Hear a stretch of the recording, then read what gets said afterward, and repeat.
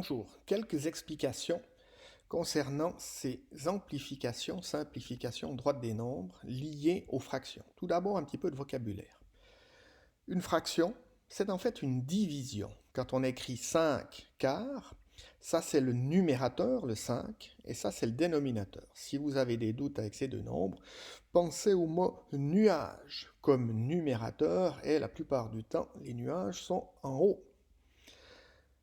Ensuite, la barre de fraction, c'est bien une division. En réalité, quand on écrit 5 quarts, c'est la division de 5 par 4, et dans ce cas-là, ça nous donne 1,25. On a donc un code à virgule. Il faut bien être honnête, actuellement, dans la vie courante, on utilise relativement peu les fractions. Néanmoins, une des fractions qu'on utilise le plus souvent, c'est le pourcentage. Prenons un exemple ici, toujours ce 5 quarts. Pour l'amplifier, eh bien, on va amplifier le 5, par exemple, par 2 pour obtenir 10, et le 4 par 2 pour obtenir 8. Si on amplifie par 2, c'est-à-dire que le numérateur et le dénominateur ont été multipliés par 2. Le nombre, lui, reste toujours le même. Ça donnerait bien, si je fais 10 divisé par 8, ça me donne toujours 1,25. Je pourrais aussi amplifier 4 par 25, d'où l'intérêt d'avoir 100, un pour 100, avec ce symbole qu'on utilise ici, mais 125% veut bien dire 125 sur 100.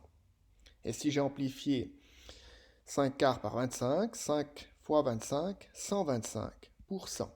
Mais 125%, c'est un code à virgule qui est lui aussi 125 divisé par 100 égale à 1,25.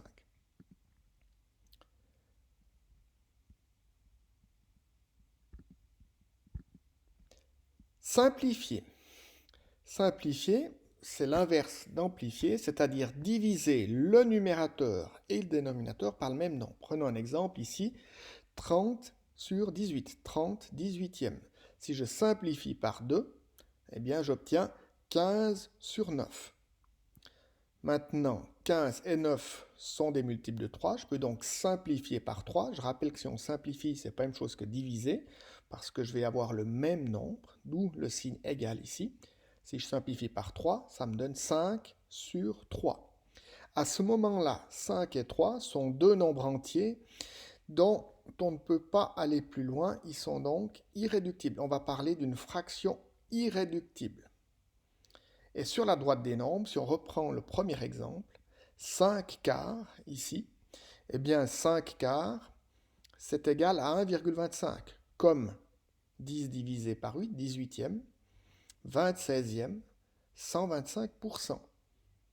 On a en gros une infinité de fractions dont le résultat donnerait 1,25, 50 quarantième, 1800e, 250 deux centièmes, etc.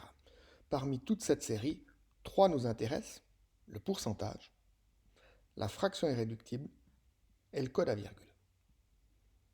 Merci.